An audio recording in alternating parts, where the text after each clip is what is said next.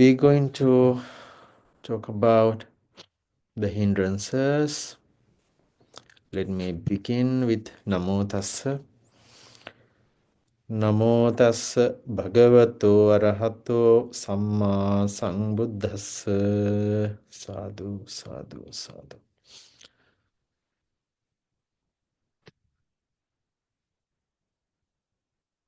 This is coming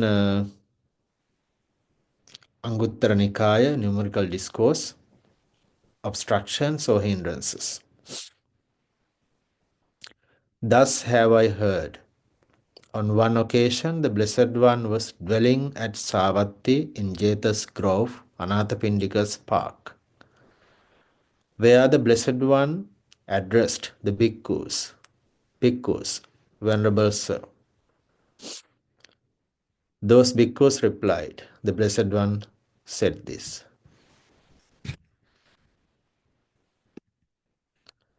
Bhikkhus, there are these 5 obstructions, hindrances, encumbrances of the mind, states that weaken wisdom. What 5? Sensual desire is an obstruction, a hindrance, an encumbrance of the mind. A state that weak wisdom, ill will, dullness and drowsiness, restlessness and remorse. Doubt is an obstruction, a hindrance, an encumbrance of the mind, a state that weakens wisdom.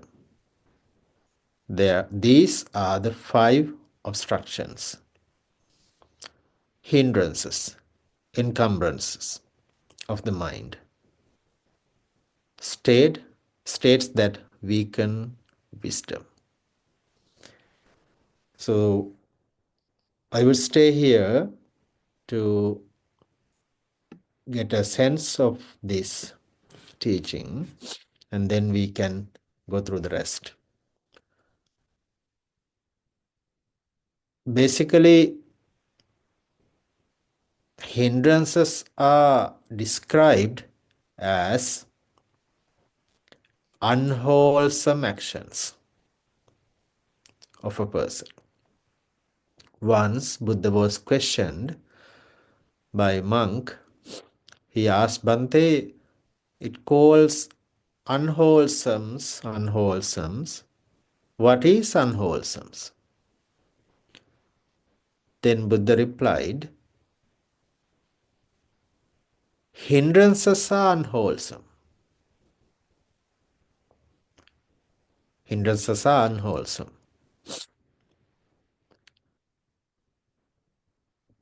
In Pali, Kamachanda, Vyapada, Thinamidda, Uddacha Kukkucha, Vichikicha. Those are the Pali terms. Kamachanda, sensual desire. So sensual desire based on our sensory experiences. 5 sensory experiences. Sensual desire also describes as pleasures, lust, affliction, and so forth. Sensual desire, we create it through the sensory experiences.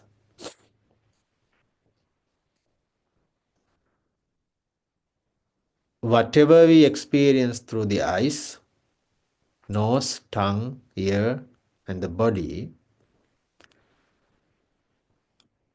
through the process of it, we experience the pleasures. and we like that experience, and we enjoy that experience, that drives us to increase our desire. And it becomes an obstruction or distraction, or that can cloud our mind, disturb our mind, hinder our mind. Simply, the whole world, the ordinary world, is always seek for pleasures. That's the nature. That because based on sensual desire. Why this hindrances are becoming unwholesome? Because we all know three unwholesome roots. These unwholesome roots, they arise because of these sensory experiences. Sensory experiences tend to be hindrances because of these roots. The first root is desire or lust. And the second one is ill will or anger, vyapada, which is the opposite of sensual desire. Disliking, displeasure, and annoying. That can develop or that can increase the degree of it up to killing, up to destroying, up to a huge war in the world. It also an unwholesome factor. Third one is thena and middha, drowsiness or dullness. Another term for it is sloth and torpor.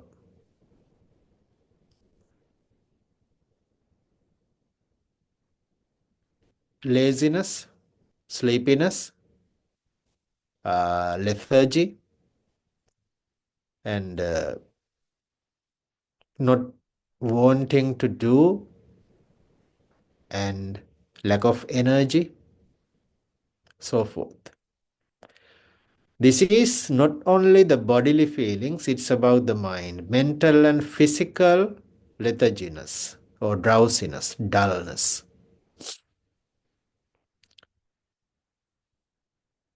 It also an unwholesome factor because that weakens the practice. Fourth one is kukkucha, uddacha kukkucha, restlessness and remorse, unsettlement of the mind. And it's like always distracted, always being restless. That becomes also unwholesome because of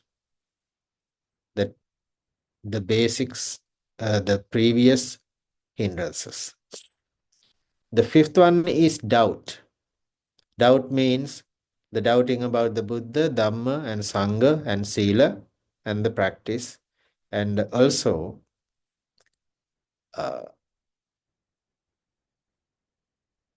it's about the Paticcasamuppada, the dependent origination. And sometimes we can doubt whether I can achieve or not this path. And I want to add one more thing for the fourth one, for the restlessness and remorse. Uddacha kukkucha mostly means not the doubt. It is about kind of worrying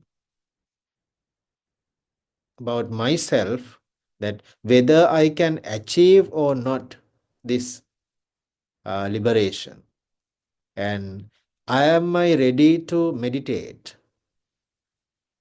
and sometimes regrets because of our previous behavior. Sometimes we can regret thinking that I am not ready to meditate yet, not ready to practice yet. So that's how uh, we deal with that restlessness and remorse. So those 5 are the biggest hindrance or the distraction of the practice. So let's go through this, the comparison that Buddha has given here, and then we can go for any questions if you have to clarify of this. I'm going to continue the reading. Because without having abandoned these 5 obstructions, hindrances, encumbrances of the mind, states that weaken wisdom, it is impossible that a bhikkhu, with his powerless and feeble wisdom, might know his own good, the good of others, or the good of both, or realize a superhuman distinction in knowledge and vision worthy of the noble ones. Suppose a river were flowing down from a mountain, traveling a long distance with a swift current, carrying alone much flotsam. Then both of its bank, a man would open irrigation channels. In such a case, the current in the middle of the river would be dispersed, spread out, and divided, so that the river would no longer travel a long distance with a swift current carrying alone much flotsam. So too, without having abandoned these 5 obstructions, it is impossible that a bhikkhu might realize a superhuman distinction in knowledge and vision worthy of the noble ones. That's the bad part of the journey. But bhikkhus, having abandoned these 5 obstructions, hindrances, encumbrances of the mind, states that weaken wisdom, it is possible that a bhikkhu, with his powerful wisdom, might know his own good, the good of others, the good of both, and realize a superhuman distinction in knowledge and vision worthy of the noble ones. Suppose a river were flowing down, so forth. So I'm not going to repeat the same thing. And in such a case, the current is in the middle of the river would not be dispersed, spread out, and divided, so that the river could travel a long distance with swift current, carrying alone much flotsam. So too, having abandoned these 5 obstructions, it is possible that a bhikkhu might realize superhuman distinction in knowledge and vision worthy of noble ones. So that's the teaching for today, and we can discuss if you have any concerns, any questions about it, and we can have more clarifications. So I'm going to stop the screen.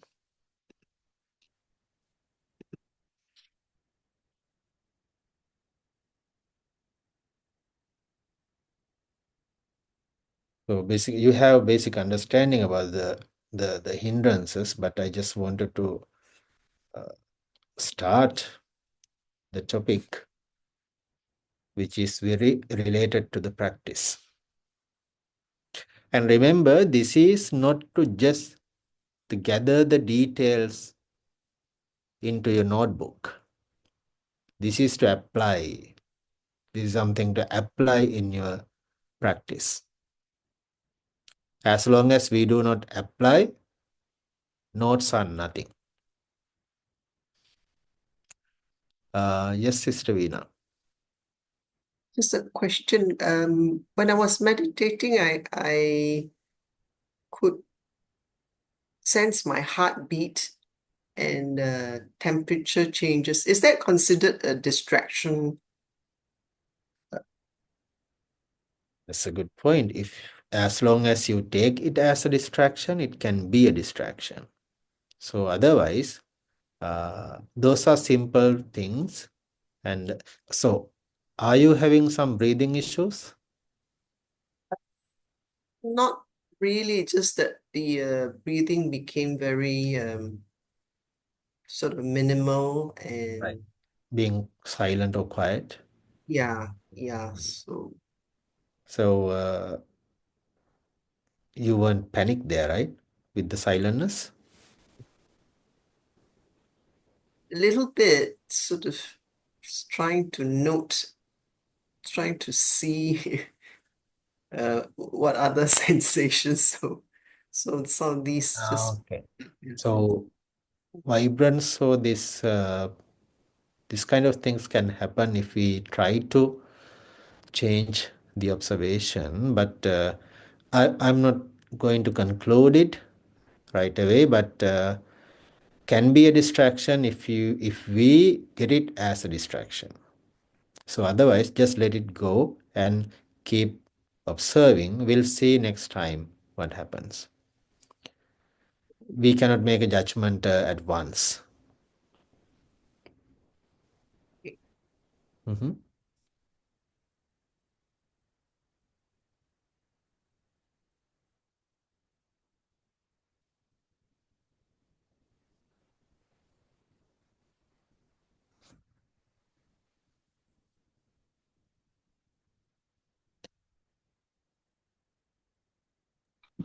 Bante, Yes, sister.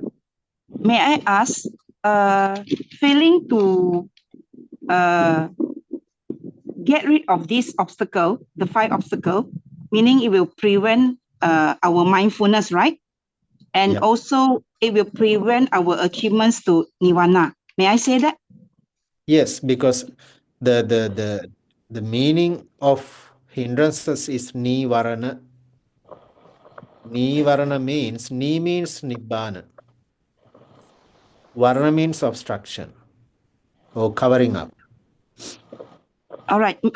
Meaning overcoming these five hindrances is a preliminary condition to achieving the meditative stage of tranquility. Yeah, Thank you, that's Bante. basic. That's the basic. Thank you, Bante.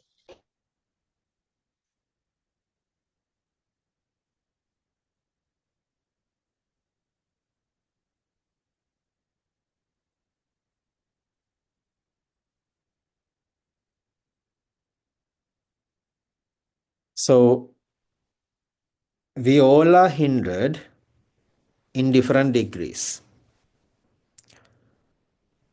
Anything can be a distraction based on these, and it depends on how much we want to carry on them.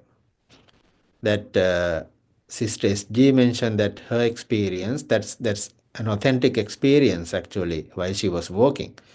So that's a hindrance. That's a hindrance, and if it is annoying, that's a second hindrance.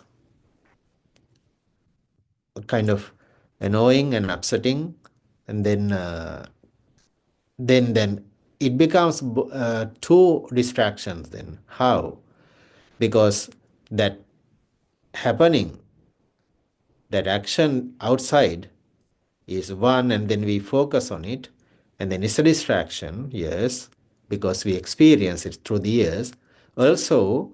And we have made our own distraction by thinking that outside things as mine, or is my thinking as in my obstruction. Then that person is distracting me. Then I create, my create, me create, myself create, and everything is there. So these hindrances can completely jeopardize or spoil our practice. They are everywhere. It's like a jellyfish, can drag us anytime.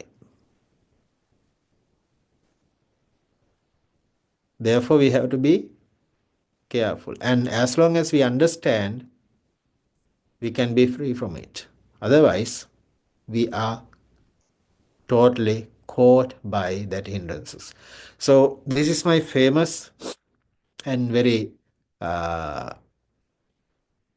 popular example. If the dog shakes the tail, that's natural. If the tail shakes the dog, that's completely abnormal. Do not let others to handle you. Hindrances can manipulate us. Hindrances can change us, our behaviors, our practice. See the pleasures, then the anger, laziness, and doubts and worries. Worries can develop up to frustration and so forth. Also, doubts can ruin our practice. Unnecessary doubts. Sometimes the pleasures and the